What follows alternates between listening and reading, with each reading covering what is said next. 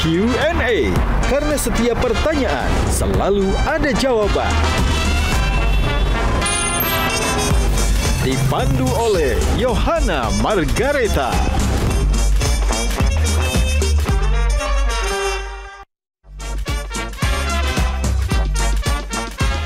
Panelis kita hari ini. Nah, yang gue penasaran tuh, lu terganggu gak sih, Nes? Kalau misalkan ketemu sama orang terus dibilang, oh aslinya gini ya, aslinya ternyata dia dingin ya. Ada nggak yang datang tiba-tiba, Nes, gue kasih duit, bikin film dong tentang ini. Ada lagi.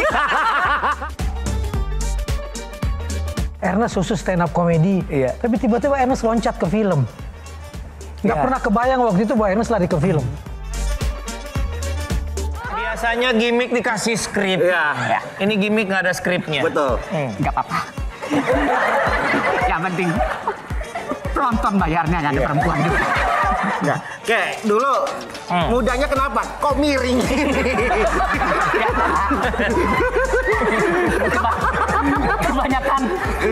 Kebanyakan nyalain VPN.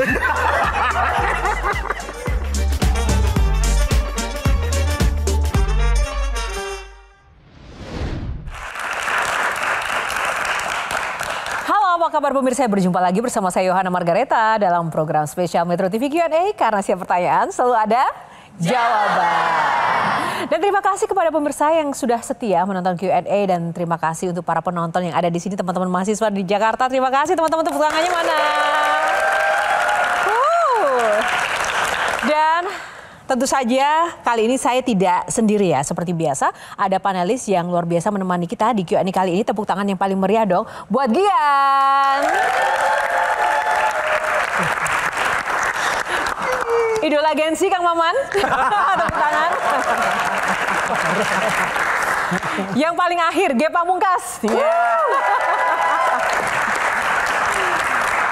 Udah bisa ketebak dong kalau tiga orang ini nanti akan seperti apa ya suasananya. Ditambah lagi bintang tamu kita kali ini, teman-teman, akan menghadirkan sosok yang sangat inspiratif. Sosok ini mulai dikenal luas usai menetapkan langkahnya sebagai komika. Ia pun menyebar cerita lewat film dan kini dikenal sebagai sutradara hingga produser yang punya gaya dan gagasan kritis. Lewat karyanya ia pun juga berhasil menarik perhatian banyak orang dengan gaya komedi yang sering mengangkat tema-tema terkait identitas dan juga pengalaman pribadinya.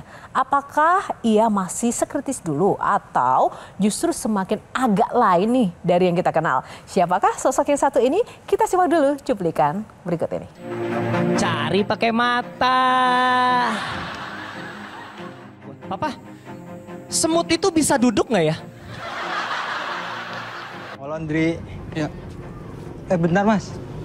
Di sini 8.000. Tiara boy. Tadi katanya jangan bergerak. Ini nggak bergerak, Mas. Kok? Joyong kok. Apa kamu ngomong gitu sih? Cilok, A. Siapa tahu dia orang Arab, tapi berwajah Oriental.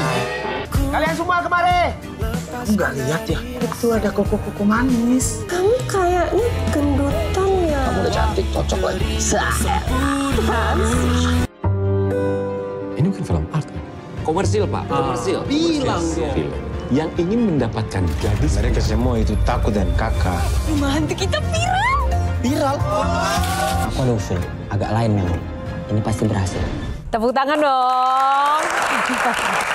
Langsung saja ya, kita undang Ernest Prakasa. Halo, apa kabar Kak Ernest? Boleh berjabat tangan dulu? Halo.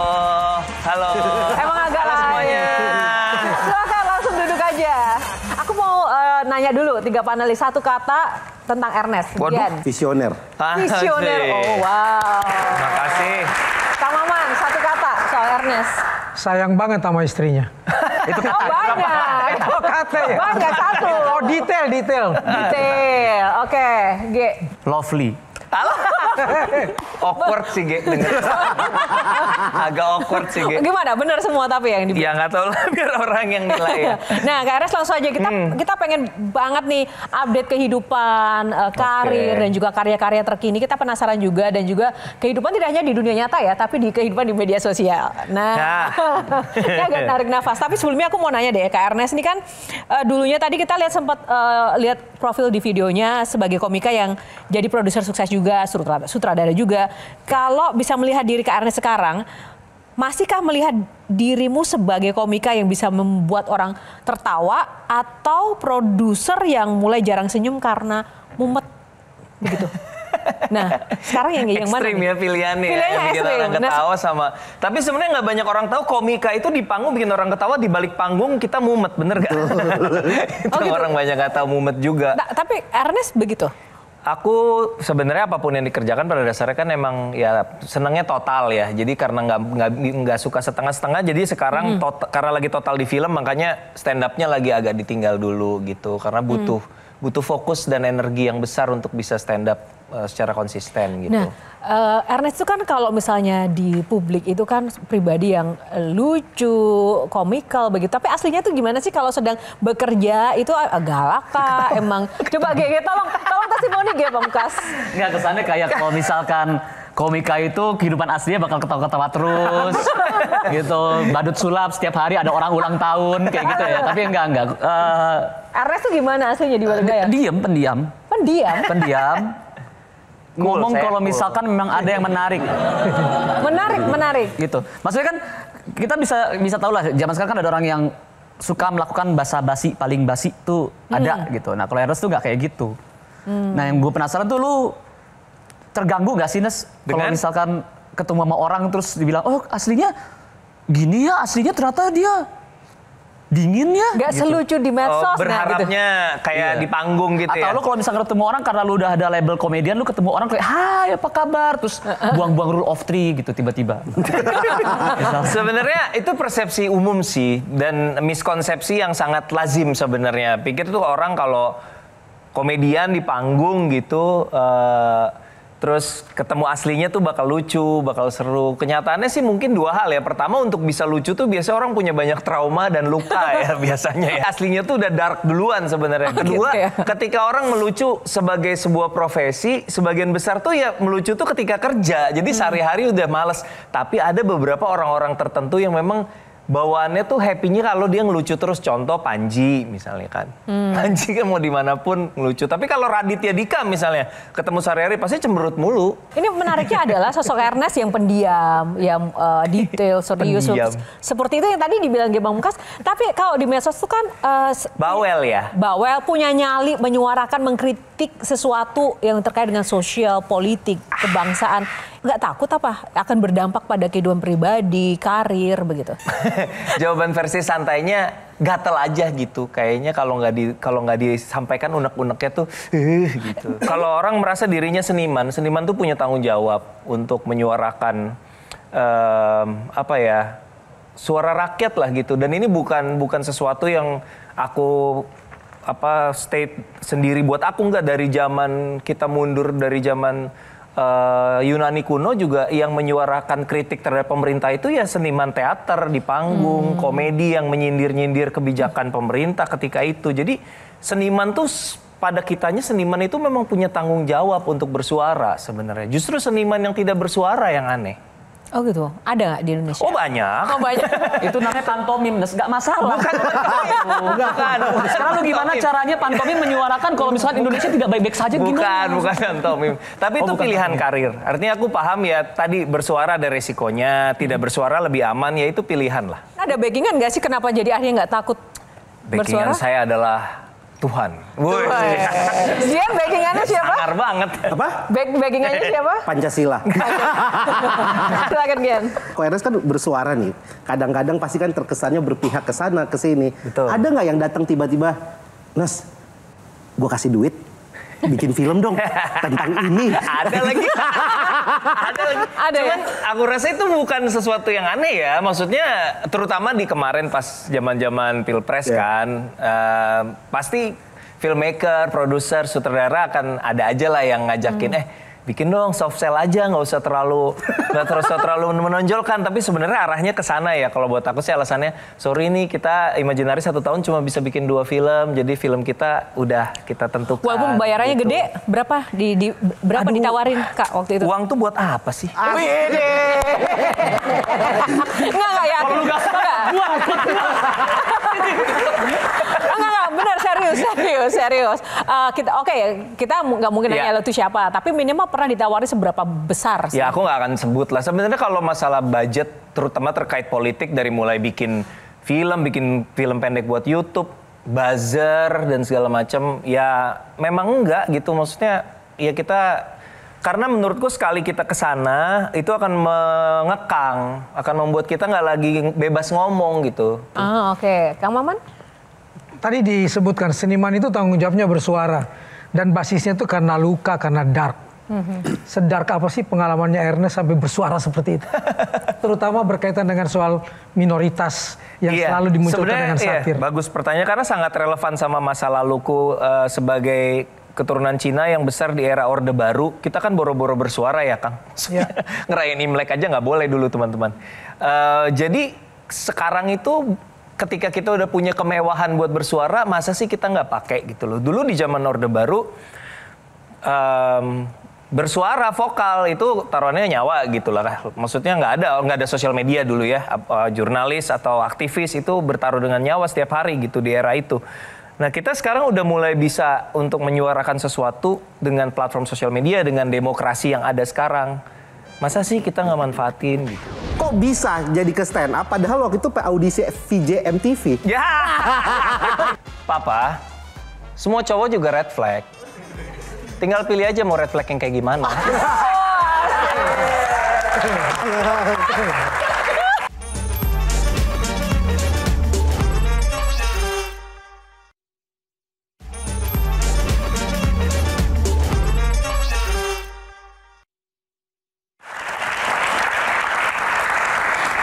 Selamat datang lagi di Q&A. Kak Ernest, aku mau nanya deh, sutradara iya, produser iya, komika iya. Apalagi sih pekerjaan yang dilakukan di balik layar selama ini? Iya itu produser, sutradara, penulis, multitalenta banget gitu loh seorang Ernest itu. Apa hal yang selama ini publik nggak pernah tahu tentang Ernest? Pekerjaan lain selain yang memang kita tahu. Gue yang orang nggak tahu apa ya? Hah? Ada nggak? Bandung. Apa? Oh, zaman dulu dong itu. Penyiar radio dulu waktu kuliah. Waktu kuliah penyiar radio. Kerja kantoran sebelum Tapi stand up. cita-cita aslinya apa? Cita-cita aslinya nggak pernah jelas cita-citanya sih ya dari dulu. Pengen apa gitu dari kecil seorang Ernest gitu nggak pernah? Nggak inget pernah punya cita-cita sih, ngalir aja udah. Lu kuliah HI kan? Kayaknya minoritas zaman dulu nggak pernah punya cita-cita terlalu tinggi tuh, yang penting survive aja dulu. Oh hidup, cita-cita adalah hidup. Yang menarik sempat, saya kira selesai nih Ernest, karena sempat menarik diri pindah ke Bali. Iya pindah ke Bali betul. Dalam rangka? Dalam rangka penasaran Kang Maman, kalau tinggal jauh dari Jakarta tuh kayak apa sih tenangnya, pengen ngerasain tenangnya. Karena periode abis stand up Kompas TV dan segala macam, kesebut lagi brand orang, sorry ya. Nggak apa-apa. Karena dari periode abis stand up komedi itu 2 tahun itu kan apa ya, hektik gitu. Ini good way ya, karirnya jalan dan sangat sibuk sekali, kayak tiba-tiba sama istri lagi ngobrol iseng gitu, karena kita suka tempat liburan kita paling sering ke Bali gitu. Apa kita tinggal aja sekalian sana, yang ngontrak rumah cobain, dan kita coba tinggal di sana. 3 tahun kita tinggal di sana. Oke. Gitu. Jadi tenang sih, enak. Tadi kan bicara soal penasaran. Yang kedua karena Ernest tadi juga sempat menyebut brand toko sebelah. Jadi kayaknya harus ada sanksi deh. Sanksi moral. Bridging-nya bagus lagi. Bridging. Betul. Iya dong. Ya. Udah nge-MC debat capres juga nggak sih ini? Enggak ya? Karena itu sanksinya untuk menjawab pertanyaan penasaran aku, kita kangen banget sebenarnya pengen lihat seorang Ernest sekarang masih bisa stand up nggak sih? Aduh. Masih lucu nggak sih? Atau ternyata udah garing atau gimana? Atau seperti apa gitu? Mau dong, tepuk tangan dong buat Ernest. Silakan Kak Ernest. Maka kalau daftar pertanyaan dari kemarin udah dikirim teman-teman, kalau suruh stand up baru dikasih tahu tadi. Selamat malam. Ini masih pada umur-umur belasan ya? 20 ya. Kepala dia udah kepala 2 juga. Umur saya tahun ini 43 tahun. Kalau udah 43 tahun gini tuh kita cari kebahagiaan tuh dari hal-hal kecil aja. Kebahagiaan-kebahagiaan kecil gitu. Bisa sama yang seumuran kalian ini nggak dipanggil om aja udah seneng banget rasanya gitu. Kayak dipanggilnya koh aja udah kayak ada selebrasi kecil di dalam hati gitu. Kayak yes gue nggak dipanggil om gitu. Kayak small win. Iya seneng small win gitu. Jadi saya sudah 43 tahun. Anak saya baru masuk SMA. Perempuan. Ya namanya anak SMA adalah deket-deket sama cowok gitu kan. Saya sebagai bapak ya kan mulai was-was. Suatu hari dia deket sama cowok. Saya bilang sama dia, nak kayaknya orang yang lagi deket sama kamu nih menurut papa agak red flag deh. Kan kita harus nyesuaiin sama bahasa mereka kan. Tahu nggak jawaban dia apa? Jawabannya gini, papa semua cowok juga red flag. Tinggal pilih aja mau red flag yang kayak gimana.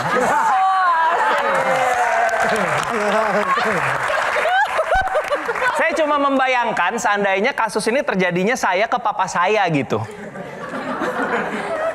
Bapak saya gitu, Ernest, kayaknya orang lagi deket sama kamu ini red flag deh.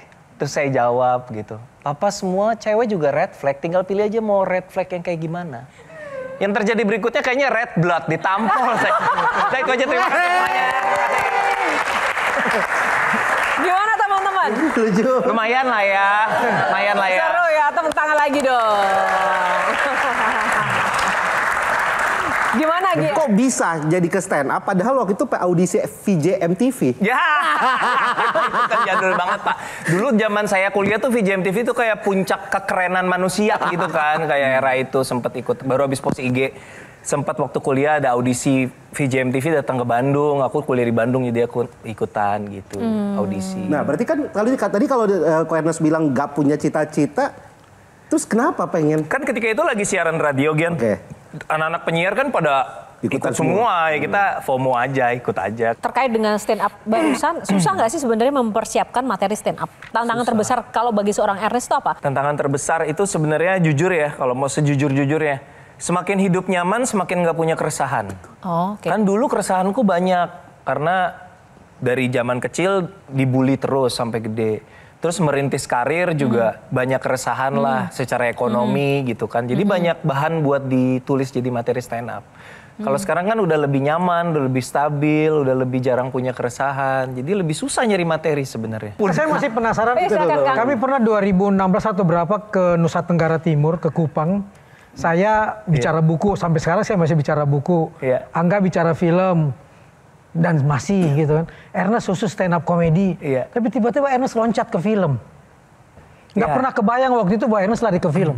Ya udah jalan hidup aja ya. Maksudnya kan ketika saya nulis buku Ngenes, bukunya bestseller, kemudian ada yang mau mengadaptasi, kemudian produser tersebut bilang, tapi kamu yang nyutradarain ya, kan memang langsung ditodong ketika itu Kang. Jadi saya merasa, hah sutradara? Mana bisa gue jadi sutradara ketika itu. Tapi ternyata beliau punya track record memunculkan sutradara-sutradara baru seperti Raditya Dika salah satunya. Jadi nggak apa-apa cobain aja. Ketika itu saya nggak mikir panjang, Kang Maman cuma mikir ya udah cobain aja, kalau nggak suka jangan diulang lain kali gitu. Ya udah dicoba. Lahirlah film Ngenes. Ternyata saya enjoy sekali mengerjakan film itu, membuat film itu. Terutama karena saya baru sadar bahwa film itu punya efek yang tidak pernah saya perkirakan. Jadi buat teman-teman yang nggak tahu, Ngenes itu adalah film yang berdasarkan buku yang dari kisah hidup saya. Tentang dibully dari SD sampai SMP. Sampai saya punya cita-cita untuk menikah dengan pribumi. Supaya anak saya tidak senasib. Oh sorry, jadi dibulinya itu lebih kepada ras tadi ya, Sarah? Verbal, karena etnis ya. Oh etnis, sorry. Nah ketika filmnya tayang, Kang Maman mungkin belum tahu cerita ini. Ketika filmnya tayang, saya dapat banyak message permintaan maaf dari teman-teman SMP. Apa yang dirasakan waktu itu ketika dapat message itu? Para pembuli dia. Iya. Jadi kita kan ada grup itu BBM apa udah WhatsApp ya lupa lah. Pokoknya ada grup lah, ada BBM mungkin. Sebagian ada yang japri, sorry ya kalau dulu kita ngebully, ternyata segitunya ya gitu. Iya segitunya memang gitu. Dan pesan moralnya apa? Pesan moralnya adalah bahwa film itu bisa mengubah hidup orang dan mengubah perspektif orang. Bukan cuman film komedi bahkan, bukan cuman bikin ketawa. Tapi film komedi itu komedi itu hanya cara menyampaikannya aja komedi. Tapi sebenarnya di dalamnya itu message itu serius banget gitu. Nah, yang menarik dari Ernest itu kalau aku amatin, aku nggak pernah absen ya dari film-filmnya Ernest. Terima kasih banyak. Karena filmnya itu agak unik gitu. Uniknya gini, value-nya itu sangat kental tentang keluarga, tentang cinta, tentang sosial, kasih sayang. Bahkan kadang kita itu tidak pernah mendapati sebuah konflik yang dramatis, semuanya natural, ya kan, mengalir begitu aja. Itu apa sih yang dipegang teguh untuk bisa menghasilkan karya dengan model yang begitu? Sebenarnya aku selalu merasa keluarga itu adalah sebuah entitas yang sangat unik gitu. Dan kita semua punya keluarga dengan berbagai macam keadaan dan formasi ya. Ada yang utuh, ada yang single parent, ada yang tidak ada parent bahkan.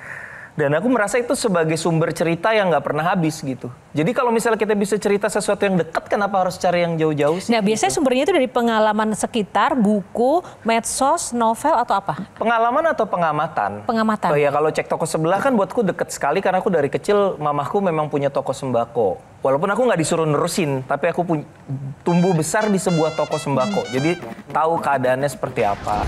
Mudanya kenapa? Kok miring gini?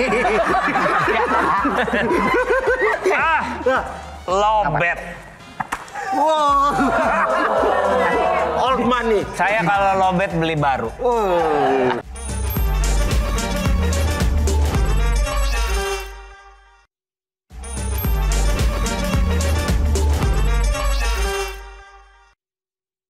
Ini kesempatan terakhir kalian. Saya mau kali ini dilakukan dari dalam dengan cara yang tenang. Lakukan operasi penyamaran. Laksanakan.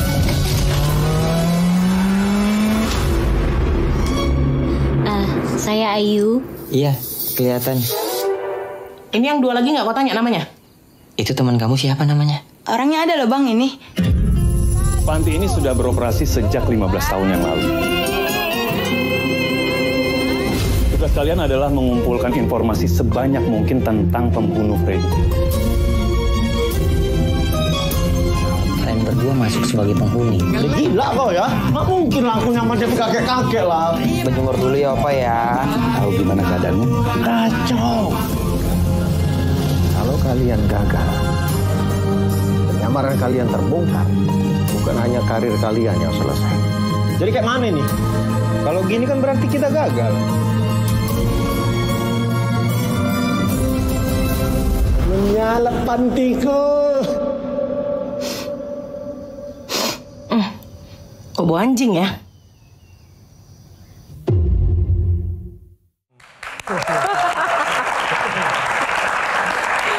Aduh, seru gak? Terkait dengan film ini, nanti kita akan ulas, tapi sebelumnya kita mau kasih challenge juga kan, mumpung ada para bintang-bintang layar lebar kita ini yang ada di sini, ada Ernest, ada G, ada Kang Maman, ada Gian. Gitu. Kita mau ada challenge buat kakak-kakak kita yang ada di sini. Nah, challenge-nya apa? Kita lihat dulu nih video yang satu ini. Berjemur dulu ya Opa ya. Tahu gimana keadaannya? Kacau. Kenapa? Kacau. Apanya kacau? Kuping lo kacau. Ini bagus banget, luar biasa. Nah, challenge-nya itu produser minta kakak-kakak ini nanti memerankan kakek-kakeknya dan Kang Maman jadi anak mudanya. Gimana? Silakan Ge. Teman-teman mungkin boleh dipasangkan dulu propertinya. Saya kayak old money PIK. Udah ya. Oke, sekarang maju ke depan dong teman-teman. Jadi nanti kakak-kakak berempat maju ke depan. Terus tadi kan ada cuplikan nih. Nah, inspirasinya dari adegan tadi. Oke. Yang namanya kakek-kakek kan pasti lemah, nggak bisa denger, pikun atau gimana gitu loh. Nah, konteksnya adalah membicarakan tentang panti. Berdiri apa duduk? Berdiri dong, berdiri. Roll, action. Biasanya gimmick dikasih skrip. Ya. Ini gimmick nggak ada skripnya. Betul. Nggak apa-apa. Yang penting penonton bayarnya ada perempuan juga. Nggak. Kayak dulu mudanya kenapa? Kok miring gini?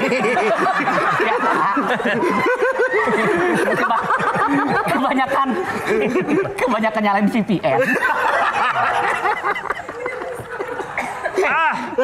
Lobet. Wow. Old money. Saya kalau lobet beli baru. Dia nginjak lagi. Iya benar. Halo habis. Ya emang nyangkut ya. Emang nyangkut ya.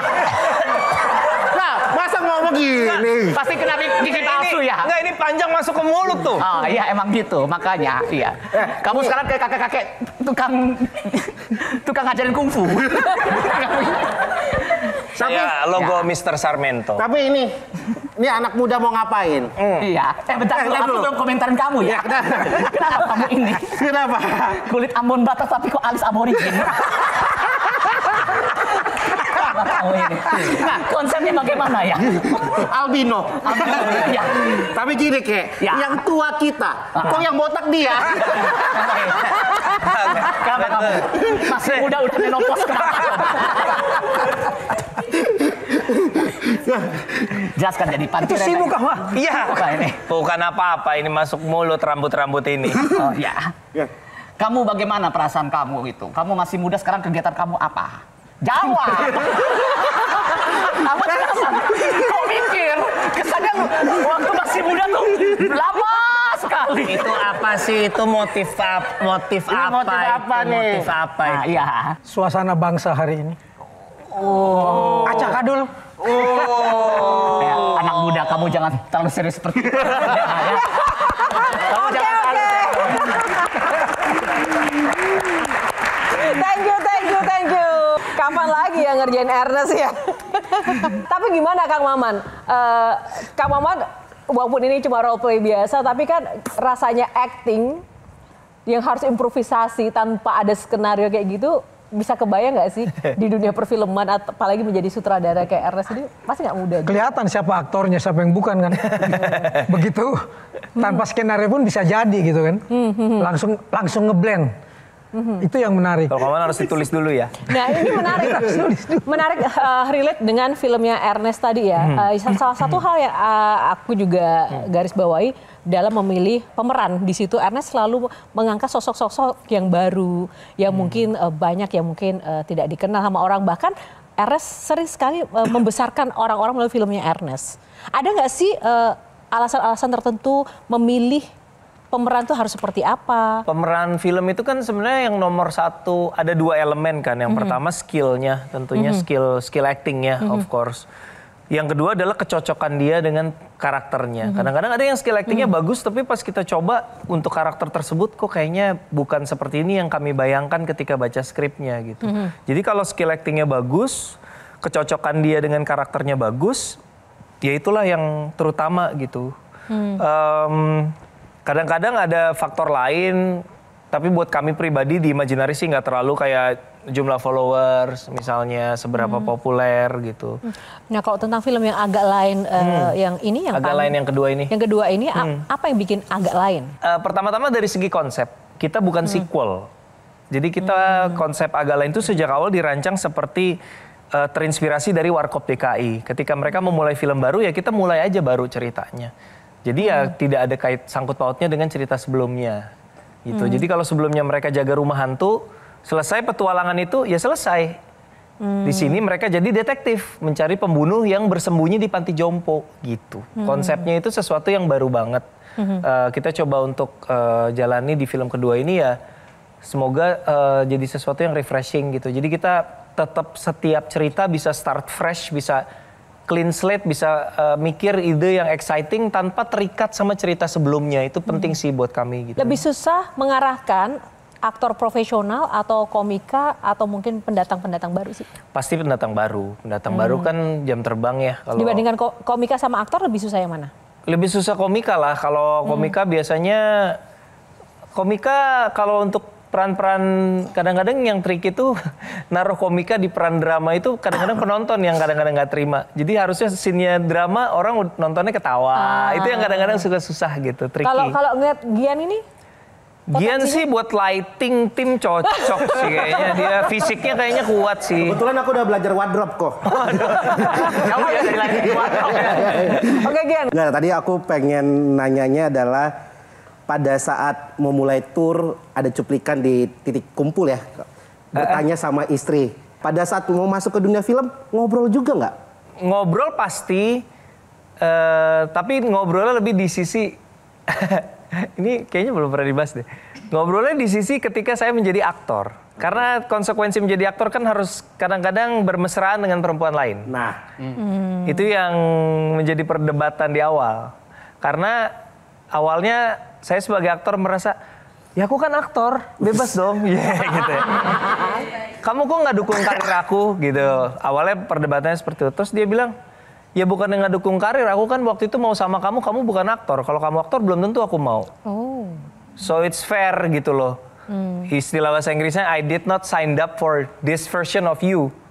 Gue kan nikahnya sama lu yang itu, bukan lu yang ini. Jadi sejak itu ngasih syarat ke siapapun ketika Ernest sebagai aktor ya nggak ada adegan romance, nggak ada adegan mesra-mesraan. Nah ketika dicek toko sebelah 2, karena tuntutan skenarionya emang ada adegan pernikahan antara saya dengan Laura Basuki. Itu memang ada adegan cium kening, tapi itu juga istri gue yang ada di monitor gitu. Gitu. Oh, atau karena itu saya dipasangin ini alat setrum gitu. Tombolnya di dia. Nah, atau itu kelamaan. Itu juga kan yang menjadi alasan kenapa sekarang angkatnya agak lainnya di panti jompo. Aman kan ya? Panti jompo itu menurutku dinamika sosialnya menarik sekali.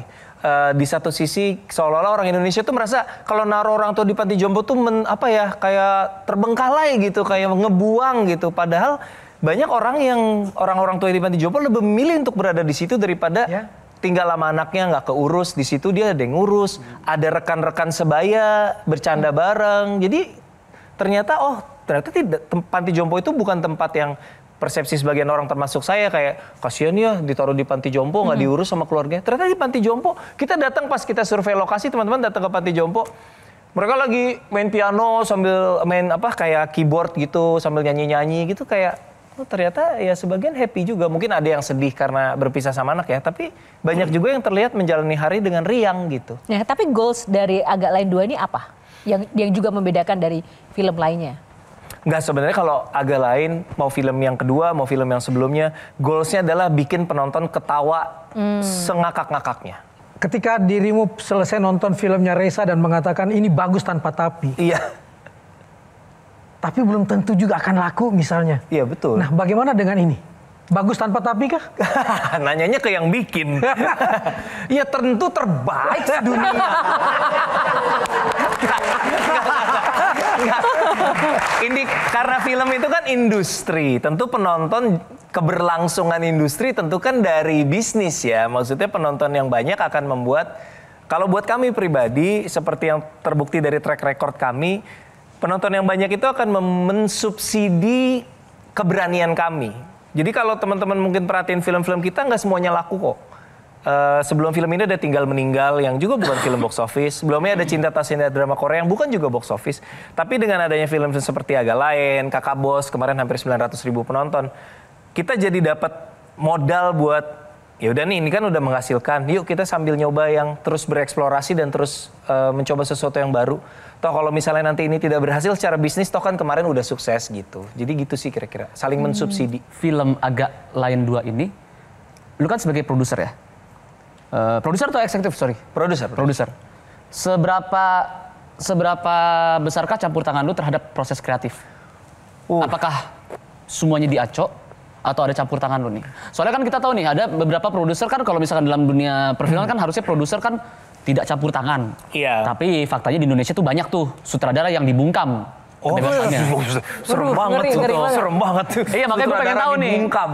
Kalau lu, biasanya nggak dibungkam gitu, biasanya bilang gini, enggak, udah kamu nggak usah itu, saya lebih tahu kok di industri ini gitu biasanya nih. Nah kalau lu, apakah di sini Agak Lain 2 ini proses kreatifnya itu pure dari Aco atau ada input dari lu? Kalau visinya Imaginary kan pengen film Indonesia lebih beragam. Nah keberagaman itu salah satunya hanya bisa diraih kalau kita memberi ruang kreatif buat masing-masing orang-orang yang beragam ini. Kalau semuanya selera gua, ya akhirnya Imaginary filmnya film-film Ernest rasanya gitu, kayak film-film gue yang udah-udah gitu. Justru dengan memberikan ruang. Oh Yandi Lawrence mau bikin Jatuh Cinta sebagai film, Hitam Putih. Ya udah kita coba gitu kan. Ari Kriting mau bikin film Kakak Bos Orang Timur, oke. Benedion mau bikin film settingnya di Danau Toba, oke. Jadi dengan memberikan ruang-ruang inilah kita bisa punya karya-karya yang variatif dan gak monoton. Oki Rengga atau Indra Jegel? Oki temennya banyak aparat soalnya, jadi kalau ada apa-apa. Ngenes atau imperfect? Waduh.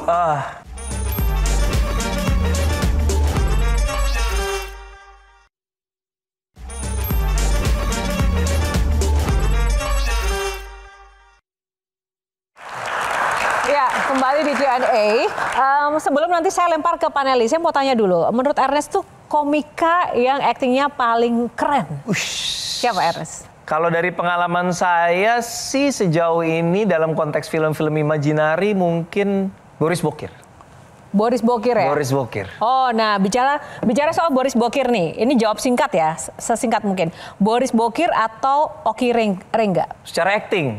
Secara umum, pilih Boris atau Oki Rengga? Pilih Boris atau Oki? Oki Rengga atau Indra Jegel? Oki temennya banyak aparat soalnya, jadi kalau ada apa-apa.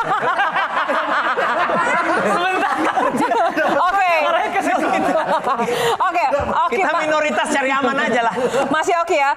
Oki atau Benedion? Bene sih, karena film pertama imajinari itu filmnya Bene. Jadi ya kita punya faktor historis sama Benedion. Erwin atau Iwan? Oh, karakter saya ya. Erwin kan cek toko sebelah, jadi itu ikonik. Raditya Dika atau Panji Pragiwaksono?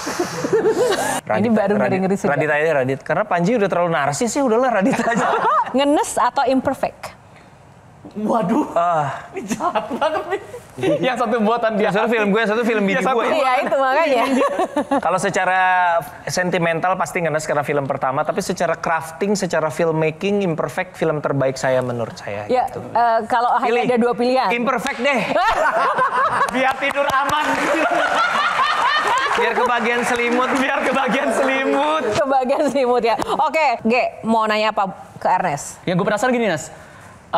Lu tuh ingin dikenal sebagai apa sih? Gua ingin dikenal sebagai orang yang berdampak. Pokoknya dimanapun saya berada, saya memberikan dampak baik tentunya ya. Kalau enggak, buat apa kita hidup gitu? Dimanapun kita ada nggak ada kita nggak ngaruh. Jadi pengen berdampak baik, berdampak baik. Saya senang pengalaman Ernest dari tidak tahu diajak oleh orang jadi tahu. Lalu kemudian dia tularkan lagi kepada gengnya ini. Persoalannya adalah Bobby lagi gitu kan ya. Boris, Oki, Bene, Indra gitu kan. Gue nyebutnya Bobby lagi. Di sisi lain saya melihat bahwa ini gambaran industri perfilman kita nih.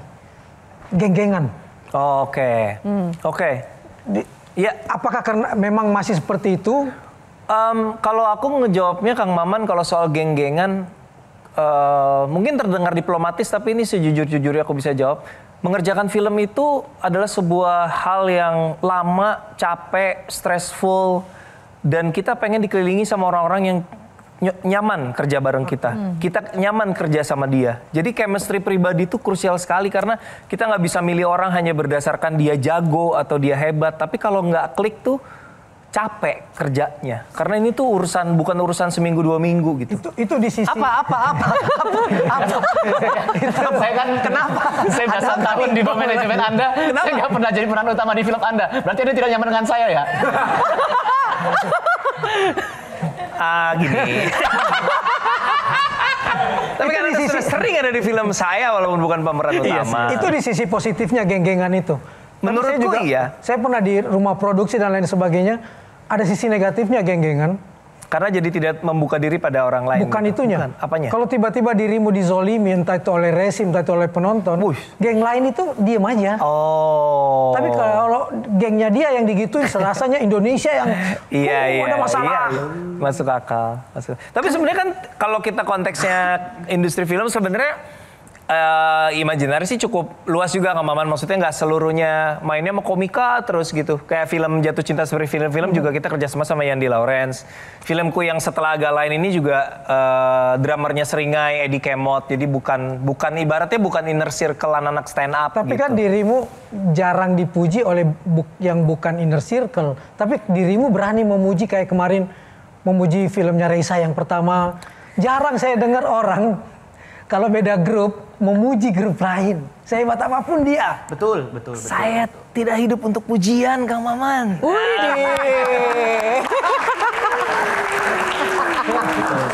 Pujian paling penting, apresiasi paling penting itu tentu apresiasi dari kolega itu menyenangkan ya. Selalu menyenangkan. Tapi yang lebih penting dari apresiasi orang yang sudah berkorban paling besar untuk menikmati karya kita, dalam hal ini penonton gitu. Itu yang harus didengerin banget gitu. Kalau penonton kecewa, nggak bisa kita ngomong, alah lu tahu apa sih, lu pikir bikin film gampang. Nggak bisa gitu. Mereka udah bayar, mereka nonton, mereka kecewa, valid. Artinya gimana caranya supaya lain kali mereka happy gitu. Jadi ya yang paling kita kejar pujian dari penonton sebagai orang yang punya stakeholder utama di karya kita gitu sih. Kalau sesama ya muji dengan senang hati, kalau nggak dipuji ya udah gitu. Bukan pujiannya, sebaliknya nih. Ketika dirimu tiba-tiba dihajar, emangnya grup lain mau bantu dan menyuarakanmu? Itulah kenapa saya kalau urusan hajar-menghajar, saya tadi Oki Rengga itu tadi ya. Oke, Gian. Masih dalam industri film. Tadi bicara tentang idealis. Idealis dulu apa mapan dulu?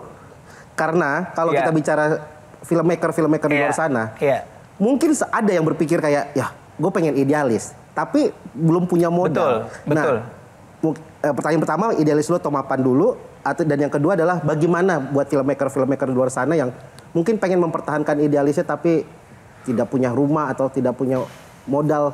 Idealisme itu kan ada resiko dan ada cost-nya juga ya. Nah, kebetulan ketika kita pertama terjun dan idealis dan bikin ngeri-ngeri sedap, secara penonton banyak kebetulan. Jadi itu membiayai film pertama, langsung bisa membiayai idealisme kita beberapa proyek ke depannya gitu. Jadi diputar dari situ. Tapi kalau buat teman-teman yang belum punya kesempatan itu, I would say ya mempersiapkan diri dulu, mapannya dulu, baru idealismenya bisa terwujud sih. Maksudnya terlalu naif juga gitu kalau pengen apa-apa idealis, tapi sebenarnya masih bergantung sama orang lain kan. Sebenarnya kalau bisa independen, idealisme butuh independensi menurut gue gitu. Jadi kita kalau itu udah bisa independen, barulah idealis. Gitu. Waktu kita, sorry teman-teman, udah sangat terbatas. Aku pengen kesan ataupun pesan lah dari masing-masing panelis untuk Ernest. Silakan, dari G dulu. Gue tuh percaya kalau misalnya kita hidup tuh tidak sendiri gitu. Selalu ada jadi jemari Tuhan, selalu ada Tuhan yang membantu kita. Wih, luar biasa. Ngeri. Kalau kita, iya beneran, dan kalau misalkan kita dengerin omongannya Ernest, ini ada beberapa pertanyaan yang gue jujur nggak tahu jawabannya, belum tahu jawabannya sampai di sekarang ini akhirnya gue tahu nih jawabannya itu apa. Ernest tuh dari pertanyaan dari segmen awal sampai sekarang itu selalu dekat dengan beberapa kata, yaitu keluarga, istri, terus teman, sama loyalitasnya dia. Jadi integritasnya dia kayak gitu. Kayaknya kalau misalkan teman-teman pengen tahu kunci suksesnya apa, ingin seperti nge-copy blueprint seorang Ernest Prakasa, itu adalah ya kumpulkanlah orang-orang yang emang benar-benar positif, yang membantumu, apakah itu keluargamu, istrimu, atau teman-teman yang satu frekuensi. Hell, tadi kita aja suruh dia stand up dadakan, yang dia bawain bukan tentang banjir, bukan tentang macetan, yang dia bawain tentang anaknya. Maksudnya kita bisa ngelihat orang tuh kita bedah seperti itu, kayak gitu. Jadi mungkinnya salah satu blueprintnya ya itu Ernest dengan kepolosannya dia ya, meskipun dia tahun ini berumur 43 ya kayak gitu. Oke. Itu paling. Thank you, Ge.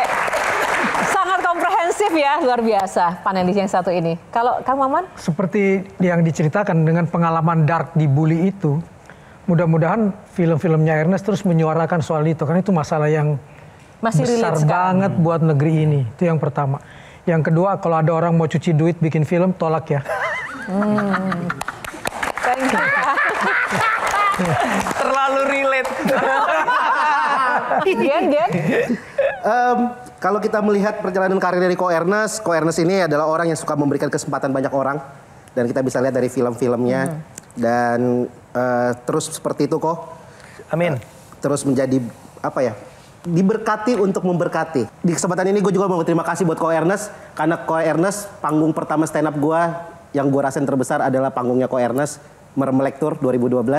Udah lama tuh. Udah lama, jadi sangat spesial. Dan terima kasih juga buat G Pamungkas, mentor pertama saya di Bandung. Oke. Kang Maman, mentor pertama saya di Suci. Dan Metro TV pertama saya untuk stand up. Oke.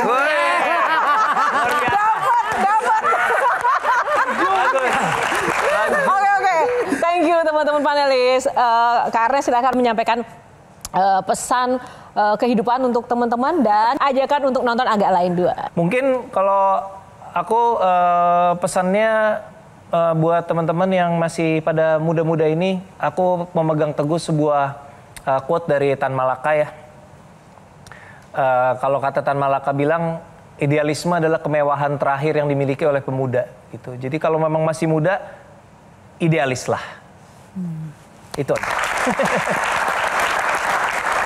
Terus ajakan buat nonton Agak Lain 2? Oke teman-teman, film Agak Lain 2 Menyala Pantiku akan tayang di bioskop tanggal 27 November. Tonton dan dukung ekonomi keluarga saya.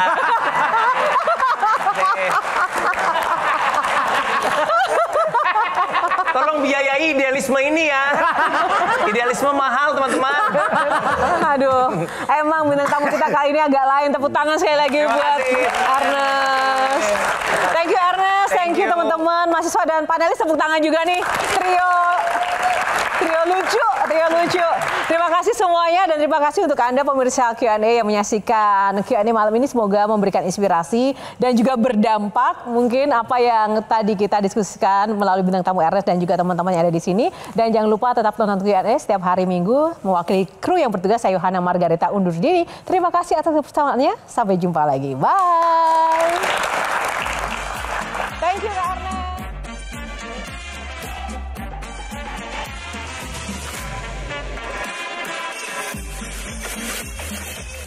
Jelajahi cara baru mendapatkan informasi. Download Metro TV Extend sekarang.